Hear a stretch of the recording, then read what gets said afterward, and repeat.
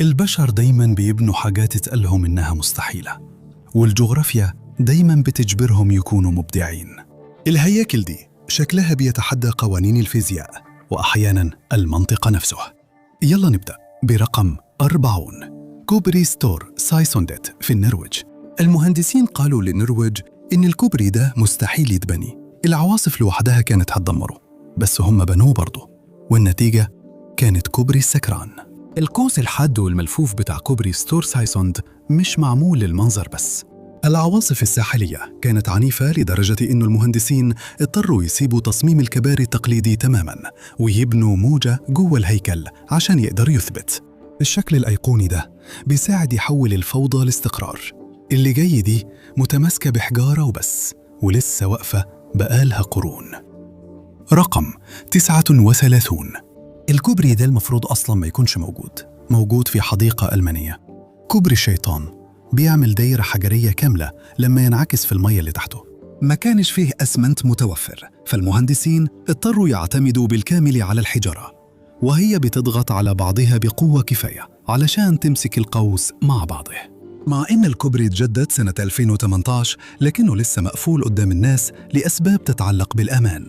بس الكباري مش لازم تكون مملة زي اللي جيدة. رقم 38. تعمل إيه لو محتاج كوبري للعربيات وفيه ممر مشاة في السكة؟ ببساطة تبني فوقه، وده بالضبط اللي عملته سول مع كوبري بومبو. العربيات بتعدي 100 بسهولة، لكن كوبري جيانسو القديم اللي تحت مش بنفس الحظ، بيختفي تحت المية كل ما نهر الهان بيفيض. خليك معنا، بعد شوية هتشوف كوبري بيتني وبيبقى عجلة كاملة، فعلا حاجة مدهشة.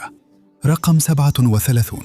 في الهند الحرصانة والحديد عمرهم قصير في الغابة، فعشان كده شعب وأرهسي بطل يبني كباري وبدأ يزرعها. بيوجهوا جذور أشجار المطاط عبر الأنهار باستخدام جذوع شجر مجوفة. الشغل ده بياخد وقت طويل، أوقات بتاخد من 15 ل 20 سنة، بس لما الكوبري بيجهز يقدروا يشيلوا 50 واحد في نفس الوقت. طيب سؤال سريع، تفتكروا تقدروا تمشي على كوبري معمول من العشب؟ رقم 36. تخيل تعدي وادي عميق في جبال الأنديز على كوبري معمول من العشب. ده بالضبط اللي هو كوبري كيشوا تشاكا. الكوبري معمول من 20,000 باوند من حشيش إيتشو المضفور يدوي، وبيمتد ل 92 قدم، وبيتم نسجه في كابلات ضخمة وأرضية بتتهز. اتباني في 3 أيام بس على إيد مجتمعات الكيتشوا المحلية، وده بيعبر عن تقليد مستمر بقاله 500 سنة. شكله مرعب، بس بطريقة ما هو شغال ومبني بشكل مثالي للجبال. ودلوقتي مع حاجة أقل شبه الكوبري وأكثر شبه تمرين ثقة. رقم 35. كوبري كاراكا المصنوع من حبال القصب في أيرلندا الشمالية، جزيرة صغيرة في شمال أيرلندا. كان الصيادين بيستخدموها، وكانت مستحيل الوصول لها بالقارب وقت موسم السلمون، وكمان الانحدار كان شديد جدا لأي بناء دائم. الحل بتاعهم كان كوبري حبال من غير دعامات حقيقية، والسنين كان فيه دربزين واحد بس.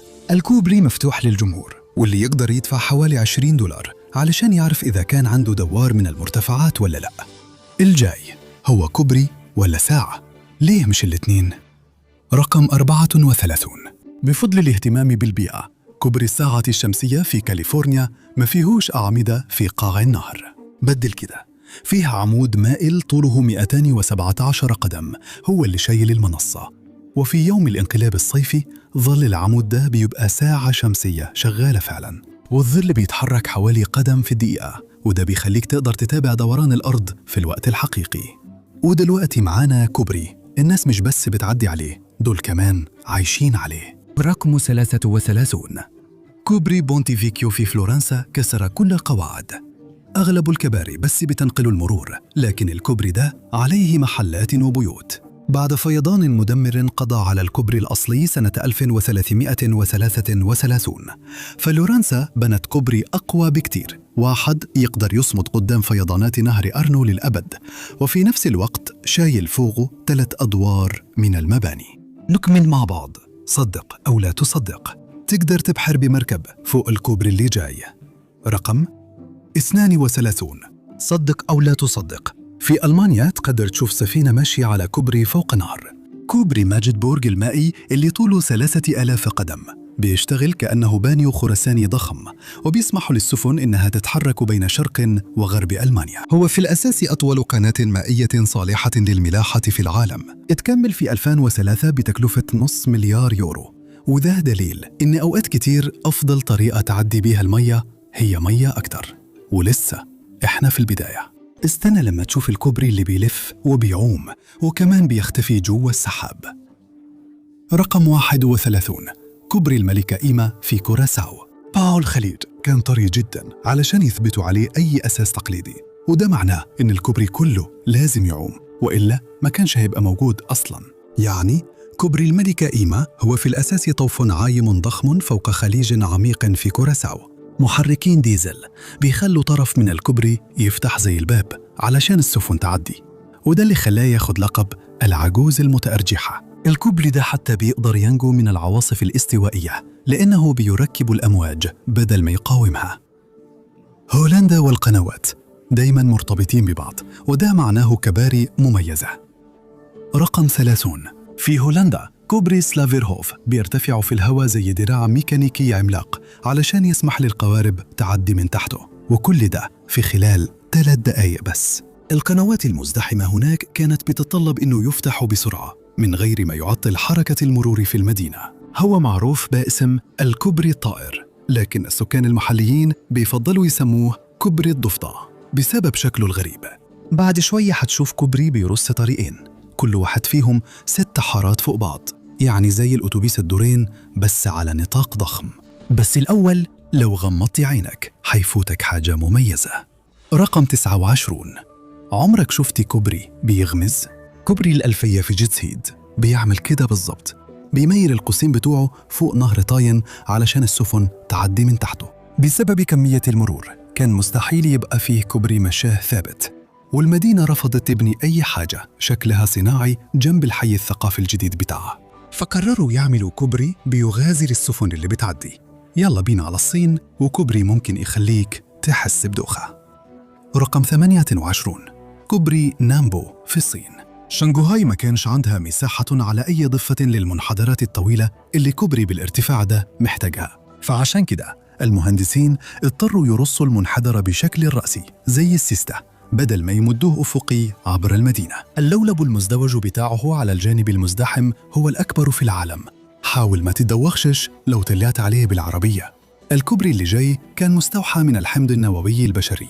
رقم 27، كوبري الهيليكس في سنغافورة، بيلف زي شريط DNA عملاق وبيعمل ممشى للمشاة فريد من نوعه. من سنة 2010 أضواء LED بتنور أزواجاً من الحروف الملونة C و G باللون الأحمر و A و T باللون الأخضر، وده بيمثل اللبنات الأساسية للDNA. تصميمه المتعمد اللي بيكون لولبي شمالي خلاه يدخل قاعة مشاهير الDNA الشمالي. كام كوبري يقدر يقول كده؟ الكوبري اللي جاي ده يا ترى هو حلم لمحبي المغامرة ولا خدعة بصرية؟ رقم 26، بعض الصور لكوبري إيشيما أوهاشي في اليابان بتخلي الانحدار بتاعه يبان زي جرف عمودي أو زي لعبة قطار الموت. في الحقيقة الميل بتاعه اللي هو 6.1% كفاية بس علشان السفن تعدي من تحته بأمان. بطول 1.1 ميل هو أكبر كوبري بإطار صلب في اليابان، ومبني علشان يتحمل الزلازل. وفي نفس الوقت بناء الممر ده اللي جاي كان تحدي حتى للهليكوبترات. رقم 25، جسر اللانكاوي سكاي هو واحد من أكثر الممرات المعزولة في العالم، معلق من عمود واحد ارتفاعه 269 قدماً على جانب جبل في ماليزيا. كل قطعة كان لازم تتشال لفوق بواسطة هليكوبترات رفع ثقيلة، وبطول 410 قدم. هو كمان واحد من أطول الجسور المعلقة المنحنية في العالم. وعلى الرغم من كل الهندسة دي، تكلفة بناؤه كانت حوالي 1.2 مليون دولار بس. شفنا أمواج ولمعات وسلوك كتير جدا، وده مجرد البداية. يلا نكمل جولتنا في الجسور المدهشة دي. رقم 24، الجسر الذهبي في فيتنام، مدعوم بيدين ضخمتين من الألياف الزجاجية. الممشى اللي طوله 490 قدم بيلف حوالين جانب الجبل، والإيدين بيرفعوا الطريق الذهبي عالي فوق في الهواء. المفروض إنه بيمثل إيدين ربنا وهم بيرفعوا شريط ذهبي. ولما تيجي تبني جسر ليه ما تعملوش كبير؟ رقم 23. قنطرة ميو، واحد من أعلى الجسور في العالم، بيرتفع أكثر من 1100 قدم، يعني أعلى من برج إيفل. محاط بوادي عميق وغالباً بيكون مغطى بالسحاب، وده بيخليك تحس إنك سايق في السماء. وبيعتبر على نطاق واسع واحد من أعظم إنجازات الهندسة الحديثة. ولما الطرق التقليدية للبناء ما تنفعش بيروحوا للجيش. رقم 22. جسر نهر سيدو في الصين. الهليكوبترات ما قدرتش تعدي فوق الوادي، الرياح قطعت الكابلات، فالمهندسين عملوا حاجة ما حدش جربها قبل كده، أطلقوا صاروخ عبر الهواء. الحركة دي وفرت شهور من الشغل الخطر. الكابلات الضخمة بتاعت الكوبري قوية لدرجة إن كل واحدة فيها تقدر تشيل 43 مليون باوند من القوة، وده اللي بيخلي الكوبري ثابت بأمان فوق الوادي. اللي جاي رمز من رموز الهندسة الحديثة، بس الأول تعالوا نشوف منشأة مقاومة للقنابل. رقم 21. فوق في جبال الهيمالايا. كوبري تشيناب بيرتفع حوالي 1200 قدم فوق قاع النهر في جامو وكشمير في الهند، وده بيخليه أعلى كوبري سكة حديد في العالم. ولأنه ما فيش مكان للأعمدة، المهندسين بنوا قوس من الصلب طوله 1500 قدم بيعدي فوق نهر تشيناب. الكوبري معمول عشان يعيش 120 سنة، وبيقدر يتحمل الرياح الشديدة والزلازل وحتى الانفجارات اللي توصل ل40 طن من مادة TNT. ونكمل. كنت تعرف أن برج إيفل ما كانش أول تصميم ضخم للمهندس المعماري؟ رقم 20. غوستاف إيفل عامل جسر جرابي اللي كان في يوم من الأيام أطول كوبري في العالم، وبيتميز بقوس حديدي شبه قطع مكافئ طوله 541 قدم. لونه الأحمر اللافت اتصمم علشان يبرز وسط المنظر الطبيعي حواليه. الجسر كمان كان بيبين براعة إيفل في بناء الحديد، وده كان قبل بسنين مما يبني أشهر معالمه في باريس. ودلوقتي واحد من أشهر الكباري في الأدب. رقم 19.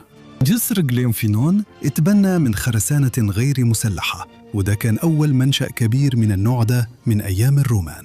الجسر بيمتد لأكثر من 1200 قدم، وبقى مشهور عالمياً بعدين بفضل هاري بوتر. ما ينفعش نعمل فيديو عن الكباري وما تكلمش عن الرومان شوية، صح؟ رقم 18. الجسر الروماني بوندو جارد اتبنى من 2000 سنة من غير نقطة أسمنت واحدة، ب3 مستويات من الأقواس. الجسر ارتفاعه 160 قدم، وبيعتمد بالكامل على الجاذبية والاحتكاك عشان يربط الحجارة مع بعض. لمئات السنين كان بينقل 44 مليون جالون مياه كل يوم، ولسه واقف لحد النهاردة. طيب، إزاي الكباري بتصمد في الجو القاسي؟ كندا عندها الإجابة. 17. كندا بتتسمى شمال الأبيض العظيم لسبب الأنهار بتتجمد، وطبقات الجليد ممكن تدمر أعمدة الكباري العادية، لكن جسر الكونفدرالية مختلف. هو بيستخدم دعامات على شكل مخروط بتجبر الجليد يطلع لفوق ويتكسر تحت وزنه. بطول 8 أميال، ده أطول كوبري في كندا وأطول كوبري في العالم، فوق مية مغطية بالجليد. هندسة جامدة فعلا. لندن كمان فيها معالم مشهورة كتير، والكوبري اللي جاي ده واحد منهم.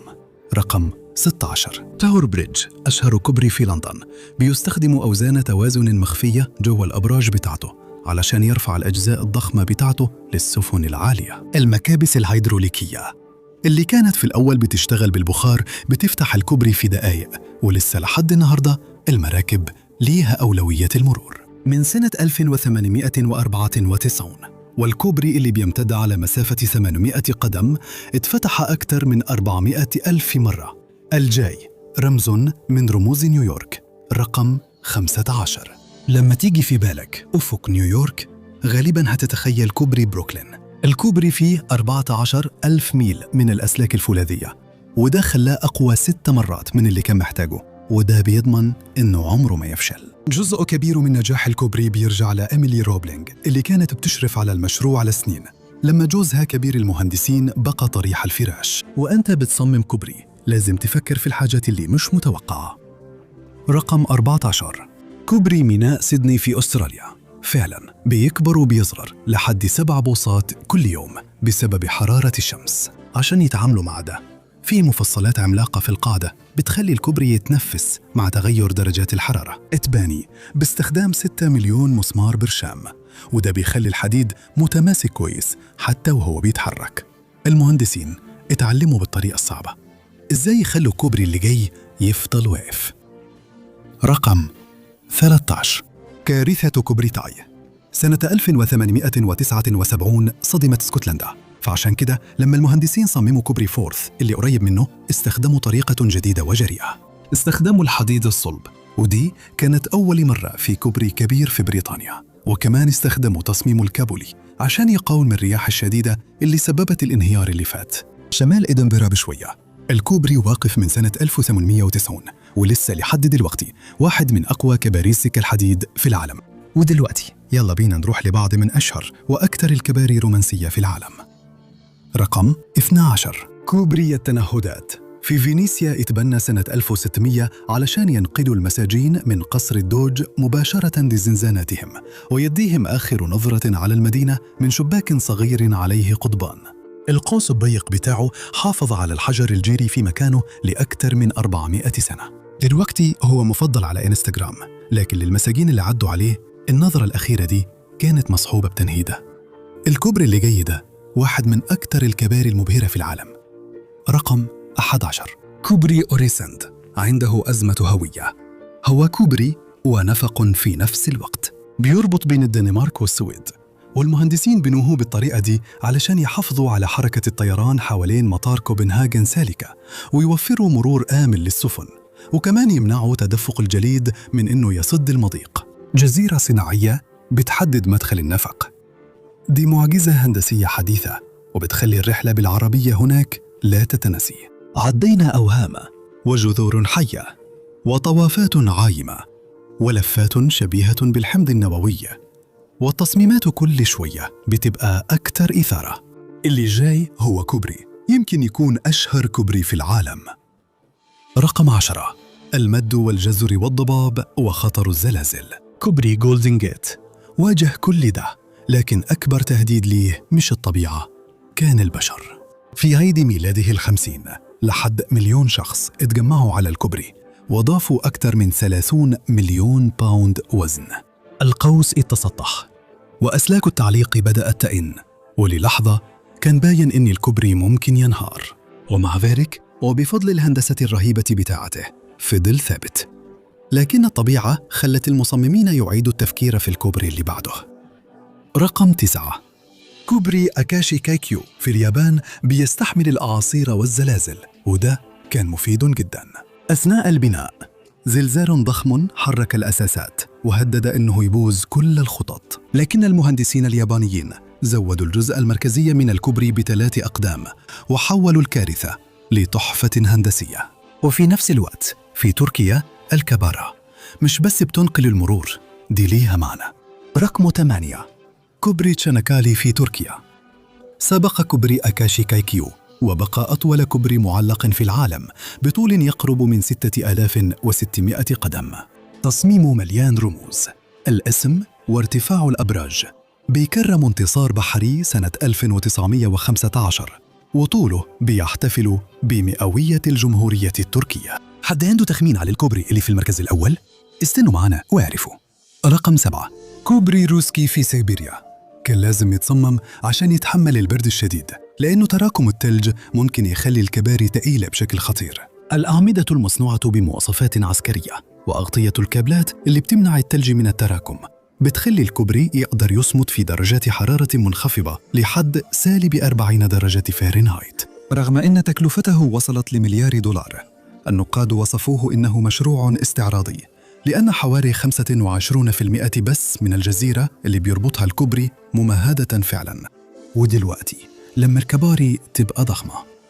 رقم 6، جسر هونغ كونغ تشوهاي ماكاو اللي طوله 34 ميل في الصين. هو مشروع ضخم جداً بيربط بين 3 جسور مدعومة بالكابلات ونفق تحت البحر و4 جزر صناعية، وده بيخليه أطول معبر بحري في العالم. اتعمل علشان يعيش 120 سنة، وده إنجاز هندسي مذهل. بس الموضوع مش من غير جدل.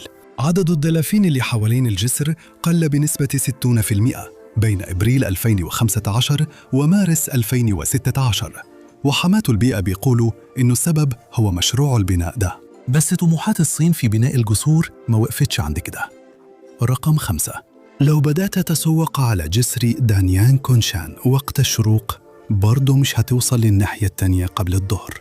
الجسر بيشيل القطارات السريعة فوق المياه وحقول الأرز والأراضي الرطبة، وتعمل مخصوص عشان يتحمل التربة الطرية وغير المستقرة في دلتا نهر اليانغتسي. بدل ما يخاطروا بحدوث شقوق على مستوى الأرض، المهندسين رفعوا الخط كله على أكثر من 2000 عمود، بعضهم ارتفاعه حوالي 100 قدم. دلوقتي هو حامل الرقم القياسي في موسوعة غينيس كأطول جسر في العالم. طيب تعمل إيه لما الطبيعة ترمي عليه كل حاجة؟ تتأقلم. رقم 4. جسر ريو أونتاريو في اليونان بيواجه تقريباً كل التحديات اللي ممكن تتخيلها: مياه عميقة، أرض غير مستقرة، زلازل، وحتى تحرك الصفائح التكتونية. عشان كده المهندسين ابتكروا حلولاً جديدة. عززوا قاع البحر بمئات الأنابيب الفولاذية المجوفة، وحطوا الأعمدة على طبقات سميكة من الحصى. وقت الزلزال الأبراج مصممة إنها تتحرك مع الاهتزاز، وفي نفس الوقت الحصى بيمتص الطاقة. وده السبب إنه الجسر اللي طوله 7400 قدم بيظل قطعة واحدة حتى لما الأرض نفسها ما تفضلش قطعة واحدة. يلا نروح على اسكتلندا اللي الجو فيها دايماً بيصعب الأمور. رقم 3. لما المهندسين صمموا جسر كوينز فيري كانوا عارفين إنه الرياح هتكون العدو الحقيقي. العواصف المتكررة كانت بتقفل جسر فورث رود اللي قريب منه، وكان المفروض إن جسر كوينز فيري هو الجسر اللي عمره ما يقفل. بس في 2020 الطقس في اسكتلندا كان له الكلمة الأخيرة. لما تراكم الجليد أجبرهم يقفلوا الجسر. الجاي، إيه رأيك في جسر عنده خدعة جامدة؟ رقم 2. أغلب الكباري ثابتة، لكن مش جسر بادينغتون المتحرك في لندن. بدل ما يترفع أو يتحرك يمين وشمال، المكابس الهيدروليكية بتضغط الممر، وده بيخلي الجسر كله يلف ويتحول لعجلة كاملة. في ثواني قطعة جامدة من البنية التحتية بتتحول لمنحوتة بتسند نفسها بنفسها. ودلوقتي أخيراً الجسر الأخير ده هو بس بيتمنظر. رقم 1. كوبري يانغتسي جانغيانسا على نهر يانغتسي في الصين. بيرصوا طريقين كل واحد فيهم 6 حارات فوق بعض علشان يحافظ على حركة ووهان، بتكلفة 1.2 مليار دولار، وبيمتد تقريباً لمسافة 5600 قدم. هو حامل الرقم القياسي لأطول امتداد لجسر بطابقين في العالم. الكوبري أتبنى بهيكل من عوارض جمالونية فولاذية ملحومة بالكامل، وده وفر 10.2% من استهلاك الحديد مقارنة بالطرق التقليدية. شكراً إنك انضميت لي النهاردة. أتمنى تكون استمتعت بالفيديو، ولو حابب تشوف فيديوهات أكتر زي دي ياريت تشترك في القناة وتفعل الإشعارات، ده فعلاً بيفرق كتير. شكراً تاني، وأشوفك المرة الجاية في برنامج ماباك.